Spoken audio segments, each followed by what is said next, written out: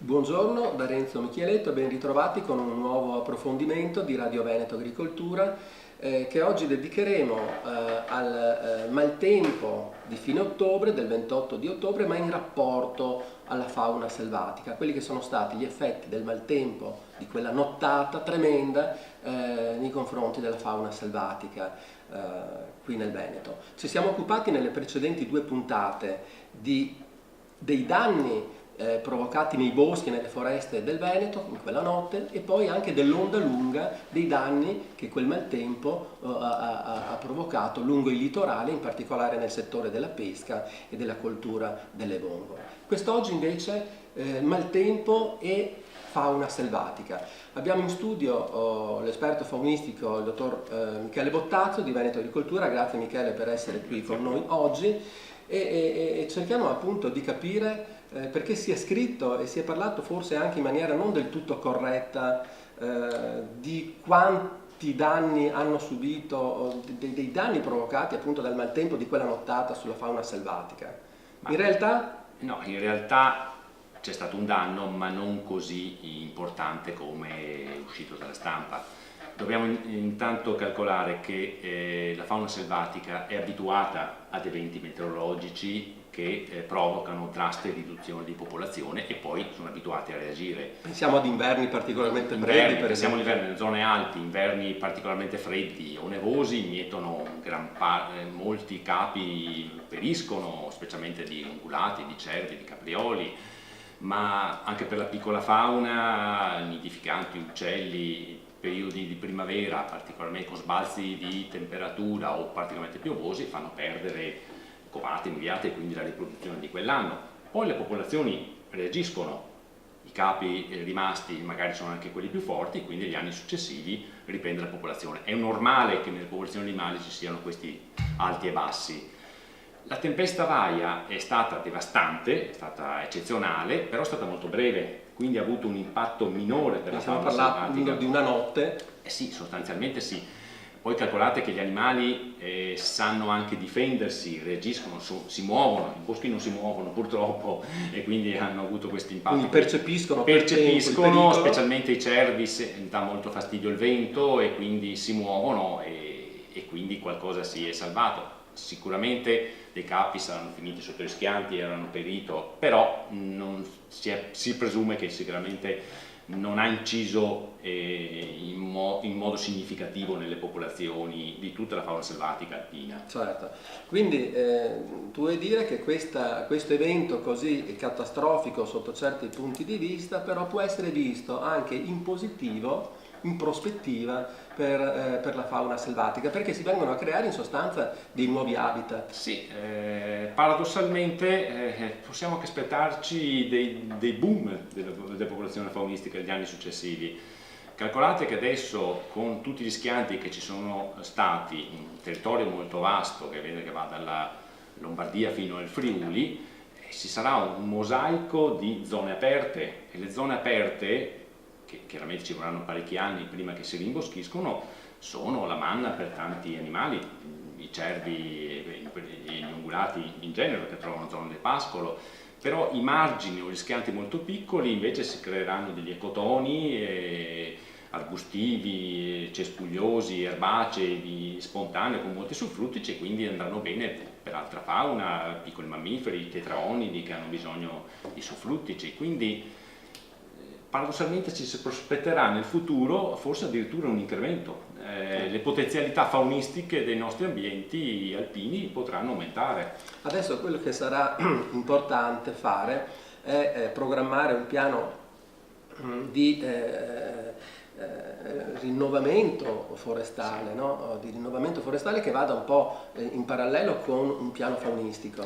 Ma proprio perché ci saranno queste dinamiche che conosceremo precisamente effettuando continui monitoraggi, adesso proseguendo i monitoraggi che vengono fatti normalmente su questa fauna, vedendo gli anni prossimi, se ci saranno aumenti o cali, potremo già correlare se sono gli effetti di questo evento.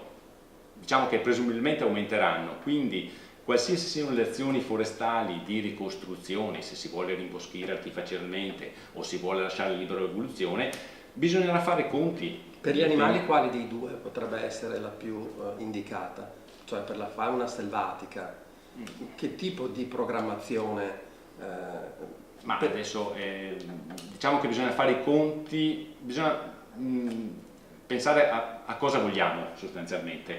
Se vogliamo far rimboschire subito, fare l'evoluzione dei boschi che ritornano rapidamente, dobbiamo fare i conti che ci sarà presumibilmente una popolazione di ungulati in crescita e che quindi può creare dei danni, quindi o trovare delle misure di difesa, recinzioni, shelter o opportune pianificazioni localizzate di contenimento per queste popolazioni.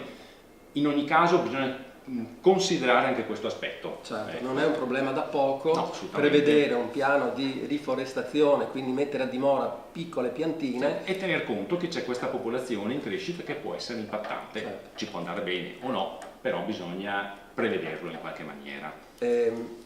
Quali sono le zone interessate, così anche magari per chi ci ascolta, chi ci vede può farsi un'idea più precisa? Quali sono le aree interessate nel Veneto a questa programmazione? No, questa programmazione non è ancora sotto osservazione. Diciamo che sono sicuramente le aree dove hanno i più vasti schianti. Tu che frequenti le foreste, i boschi, e quindi spendiamo due parole su questo. Cosa hai visto te? Ci sono stati tantissimi schianti, come è stato discusso nelle altre occasioni, soprattutto sui boschi rimboschiti artificiali fatti dall'uomo, prevalentemente abete rosso.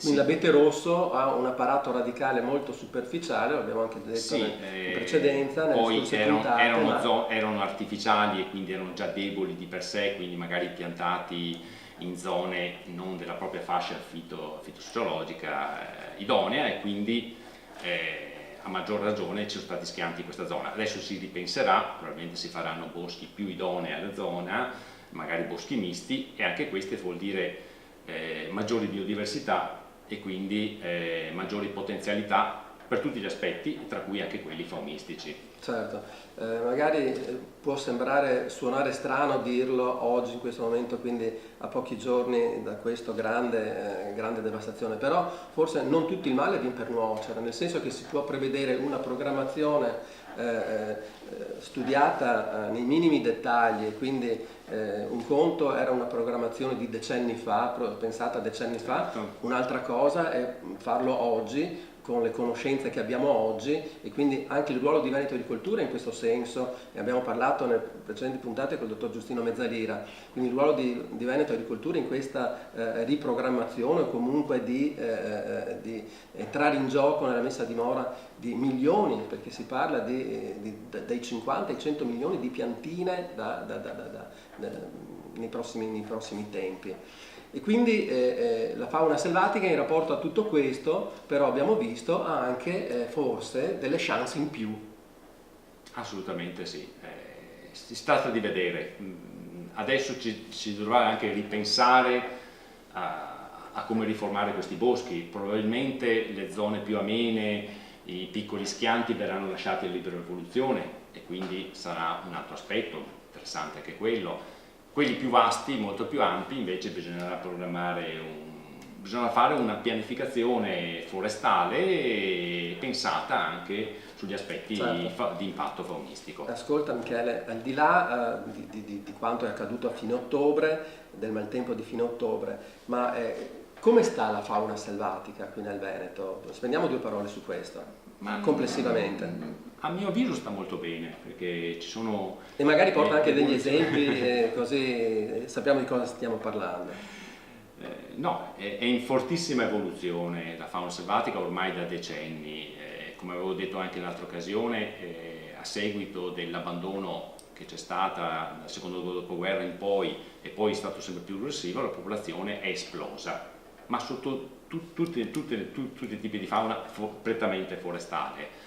Quindi vuol dire che uno stato di salute buono in pratica dell'ambiente. Gli ultimi arrivi sono stati i grandi predatori, il lupo, che sono arrivati proprio perché c'era questo carico elevatissimo di ungulati. I boschi stessi, tanti boschi sono stati abbandonati in zone in quota, zona agricoltura che è stata persa questo è un dramma da un certo punto di vista umano, però per la fauna erano ambienti riposti, quindi sicuramente in questo periodo qui, in questo periodo storico, abbiamo molta più fauna che qualche decennio fa. 100 anni fa, sembra strano pensare, gli ungulati erano rarissimi, la fauna selvatica era rarissima, la popolazione chiaramente viveva in montagna, la fame e altro, quindi non si parlava altro. Poi le politiche di protezione della fauna, regolamentazioni maggiori e altro hanno portato a quello che abbiamo adesso. Ascolta Michele, una curiosità così, gli ultimi arrivi in assoluto quali sono stati? Adesso gli arrivi più eclatanti. Le segnalazioni magari con le fototrappole che tu hai avuto occasione di... Adesso con le fototrappole si trova di tutto, è uno strumento anche per fare ricerca veramente eccezionale. Magari spendiamo 2 parole, come funzionano? Come funzionano? Non sono per nulla invasive, sono praticamente delle macchine fotografiche che con dei sensori catturano i movimenti e quindi si attivano. Sono silenziosissime e quindi non impattano sull'animale, fanno anche filmati, quindi si possono vedere, magari si mettono per studiare una determinata specie, se ne trovano altre. Ad esempio il gatto selvatico, un animale che è difficilissimo da vedere, pensato molto elusivo. Abbiamo trovato che con le macchine fotografiche in che zona è stato visto? Quindi? Un po' tutte le Alpi le abbiamo viste, specialmente il Bellunese, anche nella zona del Cansiglio e altro. Tra le altre novità che non è poi una novità, sono la popolazione di sciacallo dorato, che ormai i primi capi salgono già qualche decina di anni fa, però adesso ci sono anche riproduzioni, sta presente in diverse aree. Bene, allora Michele, il nostro tempo a disposizione si è concluso, abbiamo capito che il maltempo di fine ottobre ha provocato veramente danni ingentissimi, abbiamo visto a 360 gradi, però fortunatamente si pensava che avesse causato gravi danni anche alla fauna selvatica, invece abbiamo capito che in prospettiva questo potrebbe essere invece una chance in più per migliorare ancora di più la già buona presenza di animali selvatici e la fauna selvatica qui nel Veneto. Grazie, un saluto, grazie Michele, un saluto a tutti e ci rivediamo alla prossima settimana.